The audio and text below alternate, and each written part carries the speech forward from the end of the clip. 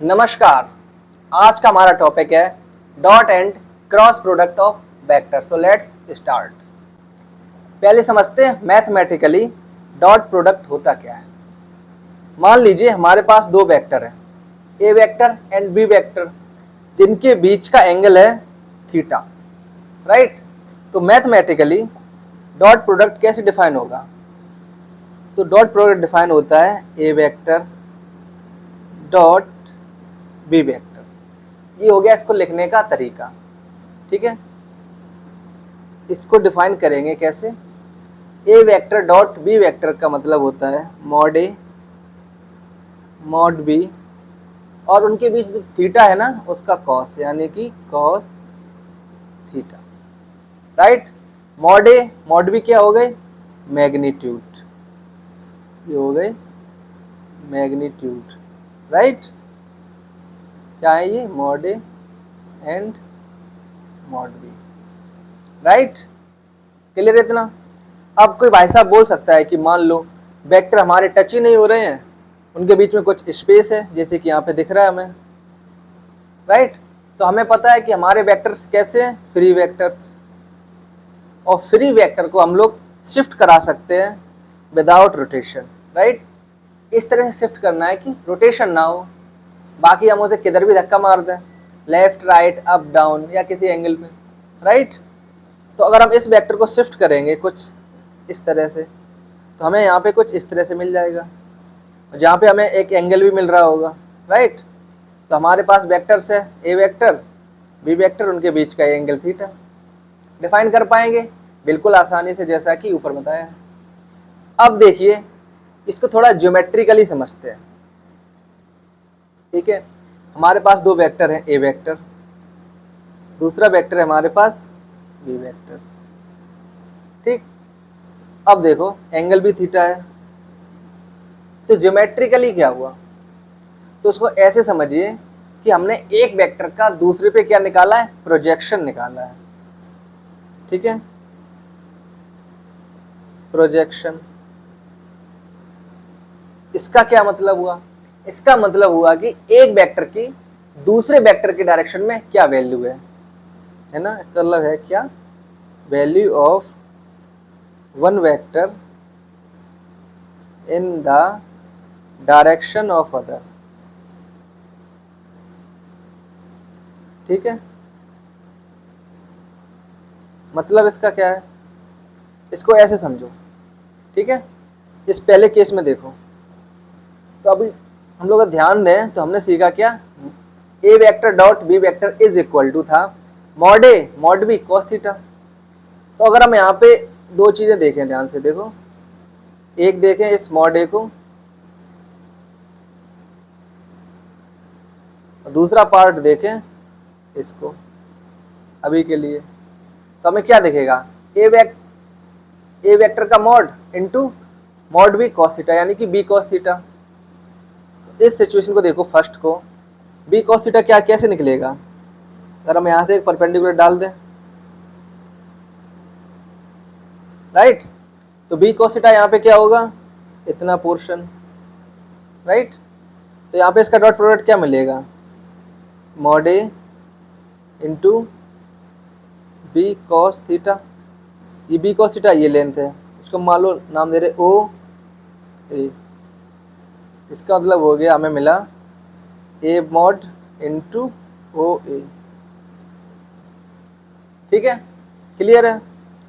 अब मान लो इसको हम लोग ऐसे भी तो लिख सकते थे, क्या हम लोग लिख सकते थे? क्या? B mod B into mod A cos theta, यानी कि ये और ये दो पार्ट। बिल्कुल ऐसा भी कर सकते हैं, कोई प्रॉब्लम नहीं है। तो अब की बार हम लोग क्या करेंगे? ए को लेंगे बी के डायरेक्शन में, कैसे मिलेगा? कितनी वैल्यू आई? ये वैल्यू आई हमारी, ठीक, ओ सी। तो अब हमारा वेक्टर क्या मिलेगा हमें? वेक्टर का डॉट प्रोडक्ट हमें क्या मिलेगा? मिल जाएगा क्या? बी मॉड इंटू ओ सी, राइट। ये हो गया प्रोजेक्शन। प्रोजेक्शन मतलब ऐसा वेक्टर, एक वेक्टर जो दूसरे वेक्टर के डायरेक्शन में कितना है, उसकी वैल्यू कितना है, उसका मैग्नीट्यूड कितना है। क्लियर है? अभी ना समझ में आ रहा हो तो मान लीजिए कि हमें क्या करना है, हमें टॉर्च जलानी है। जिस वेक्टर के साइड में हमें चाहिए ना, उसके परपेंडिकुलर टॉर्च जलानी है। तो मान लेते हैं हमारे पास यहाँ पे एक टॉर्च है, ठीक है, टॉर्च है, ये रही। ये टॉर्च क्या देगी? लाइट देगी। अब देखो ये जो हमारा बी वेक्टर है ना, इसके रहेगी टॉर्च हमारी परपेंडिकुलर। कैसी रहेगी? ठीक है, परपेंडिकुलर निकालना है। अब देखो परछाई कैसी बनेगी? सीधी सी बात है, इतनी इसी डायरेक्शन परछाई बनेगी केवल इसमें।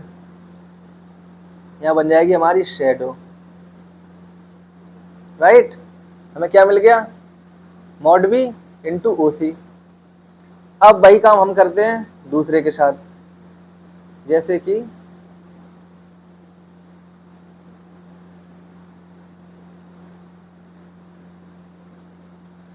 अगर हमारी टॉर्च यहाँ पे होती, ठीक है, यहाँ पे देखो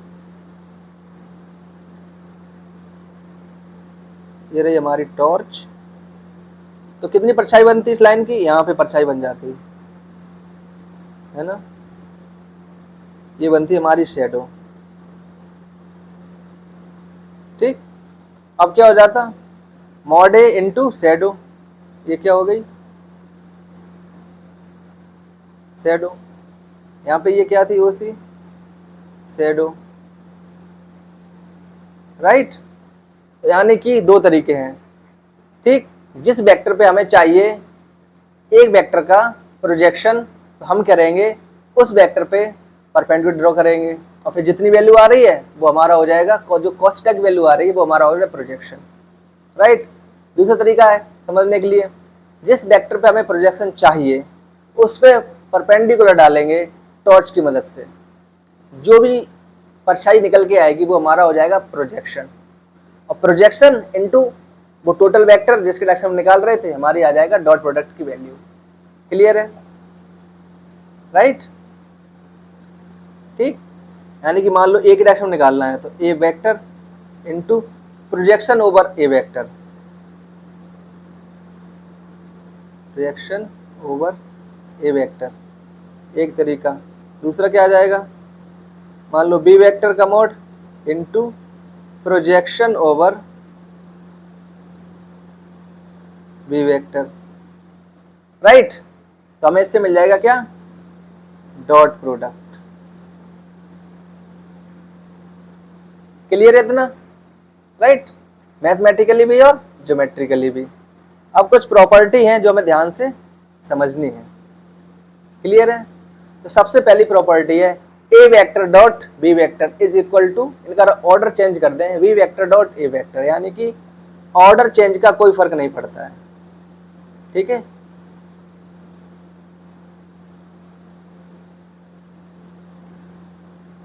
no effect of changing order.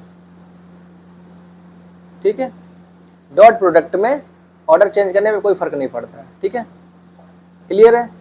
देखो mod A mod B cos theta, ना तो मॉड ए बदलेगा ना मॉड बी बदलेगा, ना ही उनके बीच का एंगल बदलेगा। राइट, तो चाहे इधर से लिखो चाहे उधर से लिखो, हमें क्या मिल जाएगा? Same dot product. क्लियर है?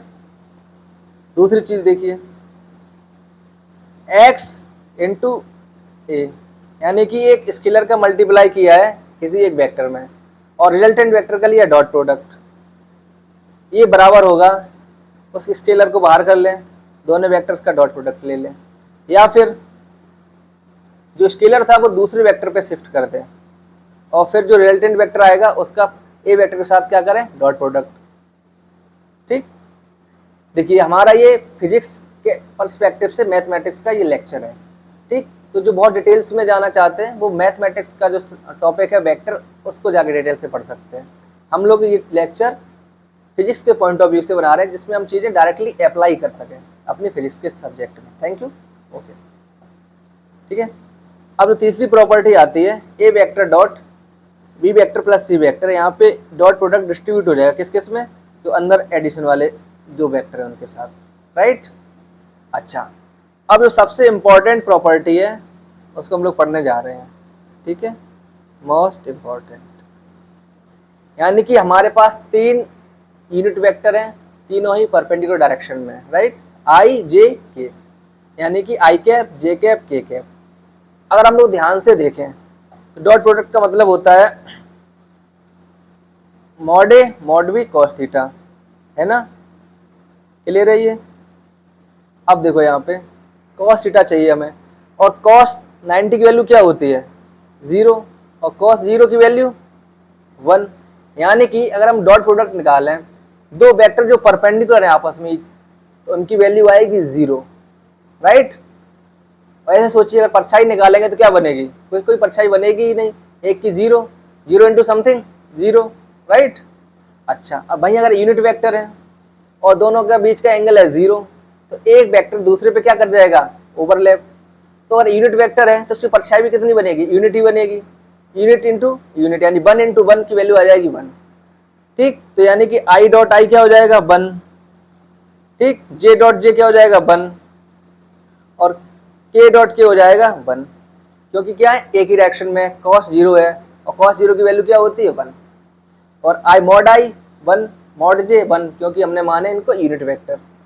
भाई अगर दोनों हो जाए परपेंडिकुलर, जैसे आई डॉट जे कैप, तो परपेंडिकुलर वेक्टर की कॉस थीटा की वैल्यू क्या होगी 0, तो हमें डॉट प्रोडक्ट पूरा मिल जाएगा 0, क्लियर है। देखिए इस प्रॉपर्टी को आप ध्यान से दिमाग में नोट कर लीजिए, आप इसको बार बार यूज करेंगे फिजिक्स में, ठीक है, ओके।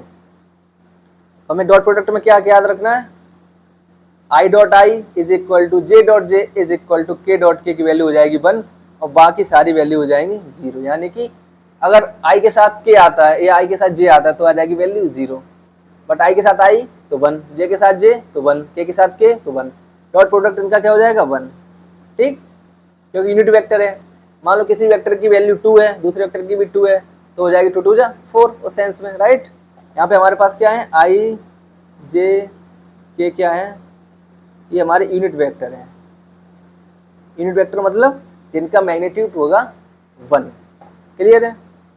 अच्छा, ये 5वीं प्रॉपर्टी बहुत इंपॉर्टेंट है। देखिए हमने पिछले लेक्चर में देखा है कि हम किसी वेक्टर को लिख सकते हैं इस तरीके से, ठीक है, 3 परपेंडिकुलर डायरेक्शन के कॉम्बिनेशन में। जैसे हमारा 3 डायमेंशनल स्पेस है, तो 3D स्पेस में कुछ इस तरह से लिखेंगे, कैसे, ए वेक्टर को लिखेंगे A1 आई कैप, A2 जे कैप, A3 के कैप। यहाँ पे A1 A2 A3 क्या है, नंबर्स होंगे, राइट। सेम तरीके से बी को लिख सकते हैं, B1 आई कैप, B2 जे कैप, B3 के कैप, और इन तीनों का, इन दोनों वेक्टर्स का हमें निकालना हो डॉट प्रोडक्ट, ठीक। तो A vector dot B vector, ठीक। तो इसकी अभी समझो कि वैल्यू क्या आएगी, आई के साथ आई मल्टीप्लाई करेगा तो वैल्यू आ जाएगी A1 B1, बट आई जब जे के साथ करेगा तो आई डॉट जे हो जाएगी 0, इसलिए हमें आई और जे के टर्म्स नहीं मिलेंगे, ठीक। तो हमें मिलेगा जे के साथ जे के मल्टीप्लाई, यानी कि यहाँ पे मिलेगा A2 B2, के साथ के A3 B3। अब इसको थोड़ा सा सॉल्व करके दिखाते हैं, ठीक है। अब देखो A vector dot B vector किससे पहले लिखते हैं, ए वेक्टर, ये पूरा ए वेक्टर डॉट फिर बी वेक्टर, ठीक। हमने सारे टर्म्स लिख रखे हैं, देखो यहाँ पे i dot i dot j, i dot k, j dot i, j dot j, j dot k dot i, k dot जे, के डॉट के। अब हम देख चुके हैं क्या, आई जे के तीनों वेक्टर आपस में क्या है, परपेंडिकुलर हैं, और परपेंडिकुलर वेक्टर का डॉट प्रोडक्ट क्या आएगा 0, राइट, क्योंकि कॉस की वैल्यू, कॉस 90 की वैल्यू होती है 0। तो यहाँ पे देखो ये 0 ये 0, ठीक, ये 0 ये 0 ये 0 ये 0, क्या क्या बचे, केवल 3 वेक्टर, कौन कौन से, आई डॉट आई, जे डॉट जे, के डॉट के, बाकी सारी चीज़ें 0। तो हमें फाइनली क्या मिल जाएगा, जो हम लोग ऊपर लिख चुके हैं, हमें फाइनली मिल जाएगा भाई A1 B1 plus A2 B2 plus A3 B3। अब ये क्या है, एक स्केलर नंबर है, ये क्या मिलेगा हमें, एक नंबर मिलेगा, ठीक, क्योंकि A1 B1 या A2 B2 A3 B3 ये सारे एक नंबर है, नंबर का मल्टीप्लाई नंबर मिलेगा, यानी कि ठीक। तो ये क्या मिलेगा, ये चीज़ होगी हमारी स्केलर। रिजल्ट क्या आ रहा है, डॉट प्रोडक्ट का रिजल्ट आ रहा है स्केलर क्वांटिटी, स्केलर नंबर, ठीक। इसलिए इसको बोलते हैं स्केलर प्रोडक्ट भी बोलते हैं, dot product also known as scalar product. ठीक है,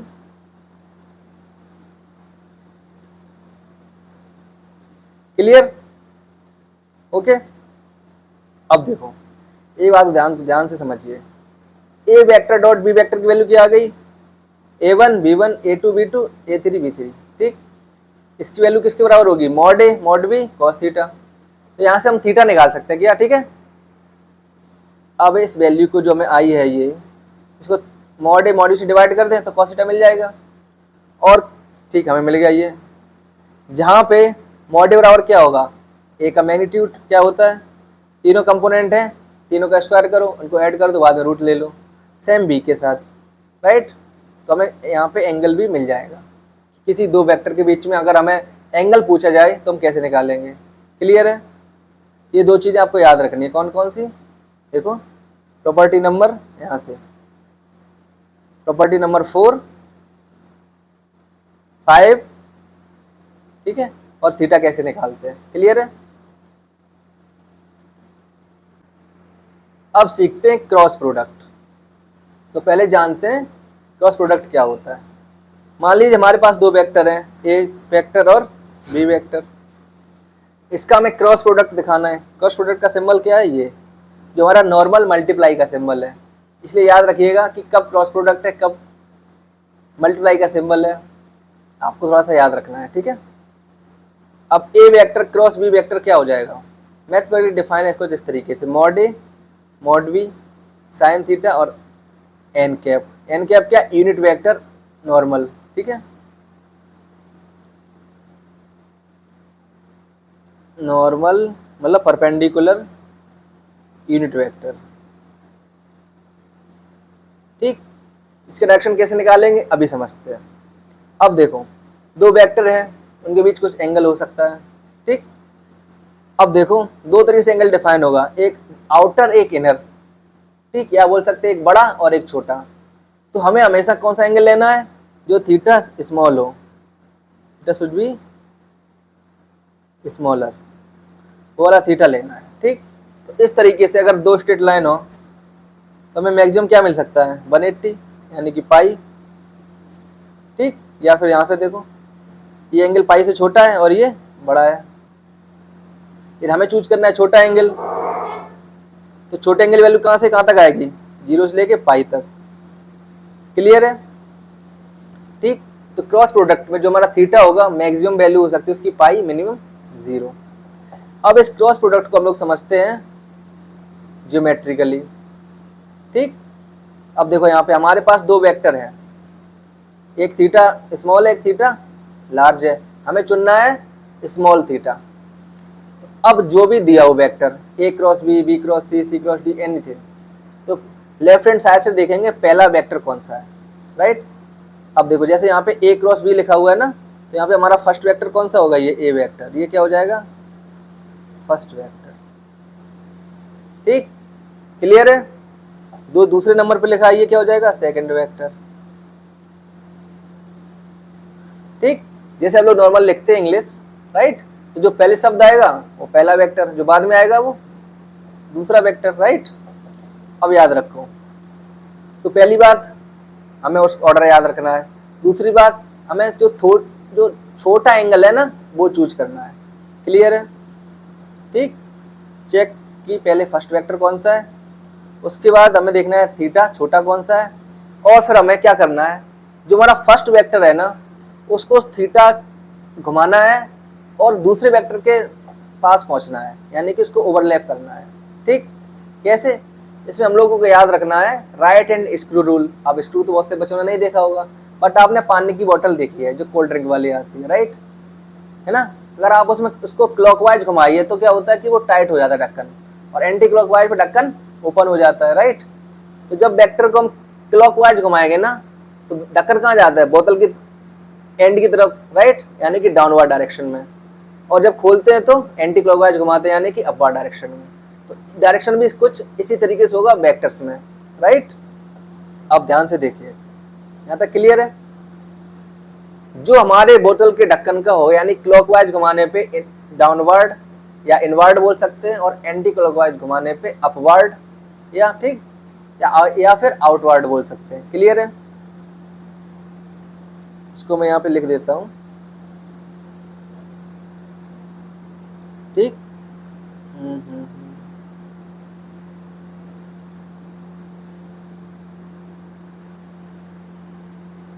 clockwise is equal to inward या फिर डाउनवर्ड, ठीक, बोतल के ढक्कन के अकॉर्डिंग, है ना। और एंटी क्लॉकवाइज मतलब एंटी क्लॉकवाइज का मतलब हो गया क्या, अपवर्ड, ठीक, या फिर आउटवर्ड, ठीक। अब इसको हम लोग एक तरीके से और डिफाइन कर सकते हैं, ठीक। तो यानी कि A vector cross B vector को लोग डिफाइन कर सकते हैं क्या, एरिया ऑफ पैरेललोग्राम, जिसमें ए वेक्टर और बी वेक्टर क्या है, साइड है किसकी, पैरेललोग्राम की। कौन सी, एडजेसेंट साइड्स। कौन सी साइड से दोनों, ये एडजेसेंट ऑफ पैरेललोग्राम। क्लियर है?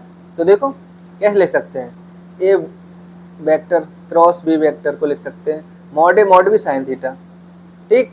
अब बी साइन थीटा क्या होगा, इन दोनों साइड का बीच का डिस्टेंस, यानी कि बी का ये दिख रहा है आपको, बी साइन थीटा, ठीक है।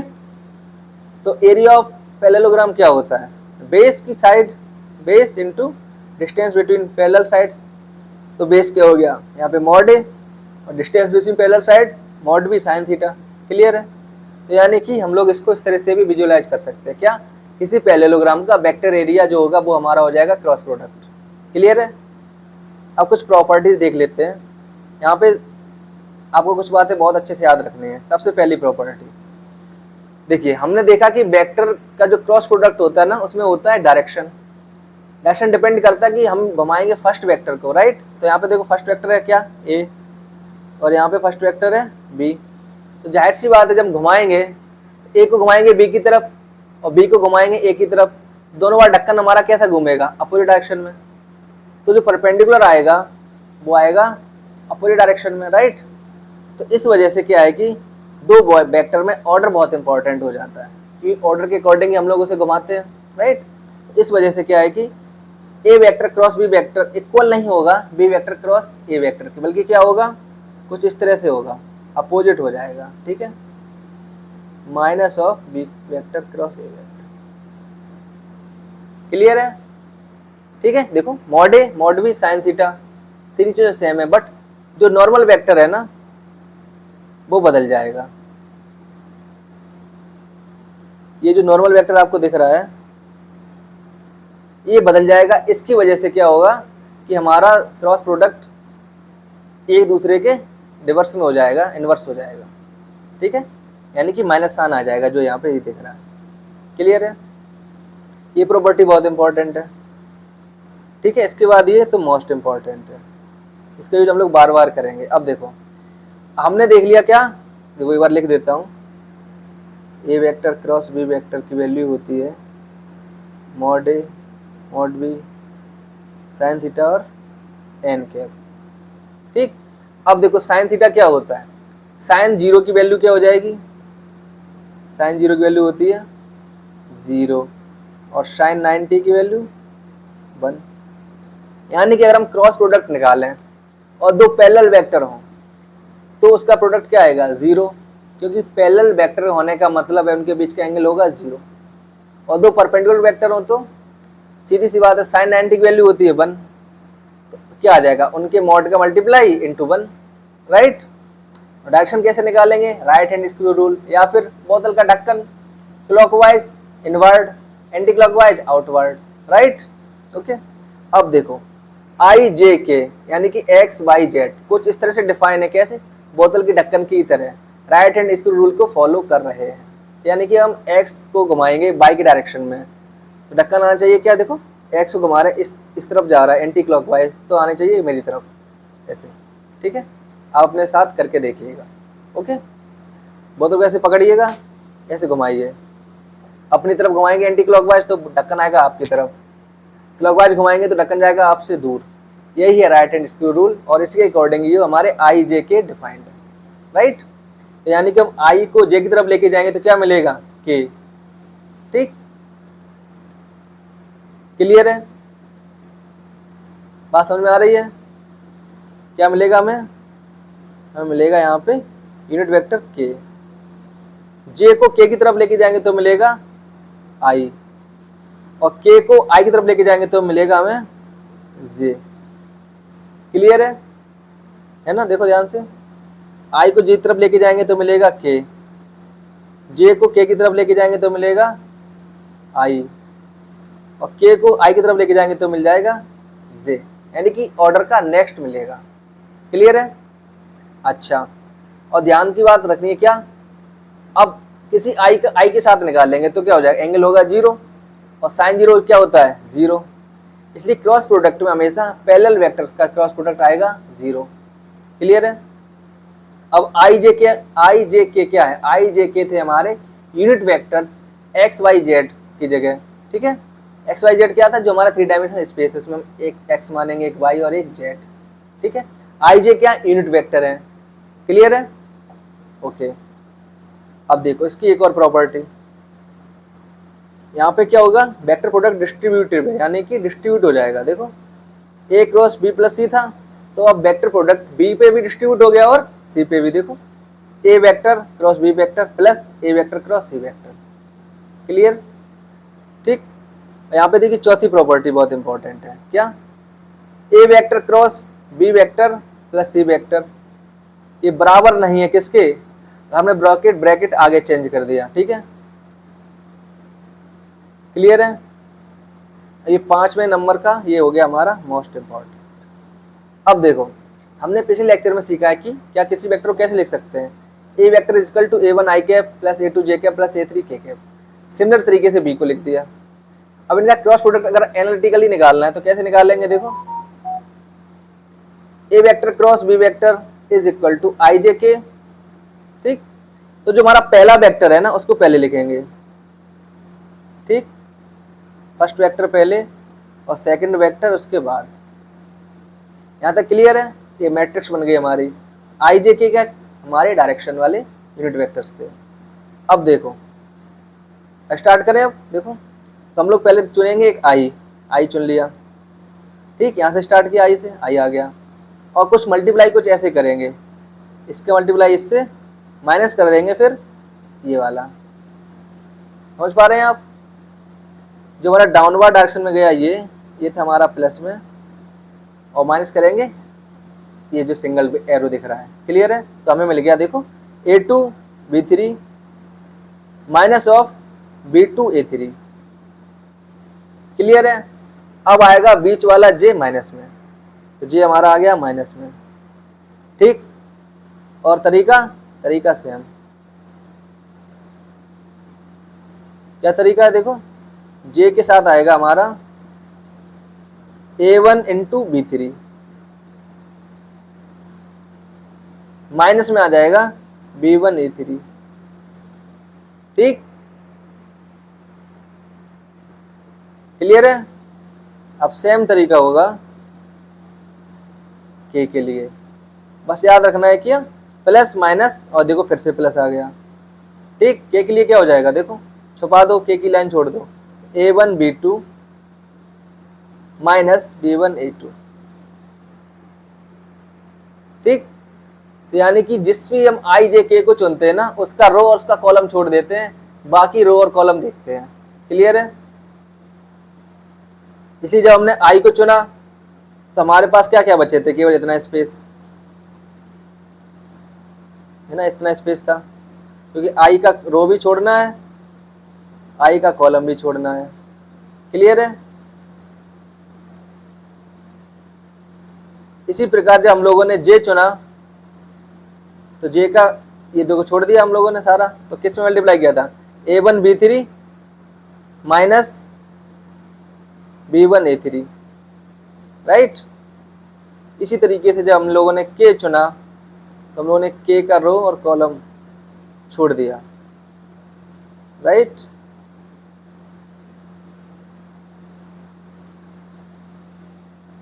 के का ये वाला रो और ये वाला कॉलम छोड़ के क्या मिला, A1 B2 minus A2 B1। Clear है? यानी कि जिस भी XYZ जो भी चुनेंगे या IJK चुनेंगे उसका रो और कॉलम छोड़ देना है, बाकी मैट्रिक्स में से मल्टीप्लाई करके देखना है। क्लियर है? आगे चले। अब आगे जो सबसे इंपॉर्टेंट चीज बचती है एक लैग्रांजे थ्योरम।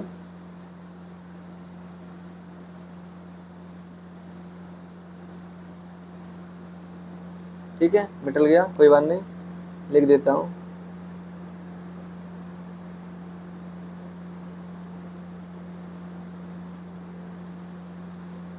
ठीक है, लैग्रांजे थ्योरम, ये कुछ नहीं है क्या, क्रॉस प्रोडक्ट का स्क्वायर है प्लस डॉट प्रोडक्ट का स्क्वायर है बराबर क्या आएगा, ए स्क्वायर बी स्क्वायर। कैसे प्रूव कर सकते हैं, देखिए ए क्रॉस बी की वैल्यू क्या है, A B sine theta N cap, A vector dot B vector की वैल्यू क्या है, ए बी कॉस थीटा।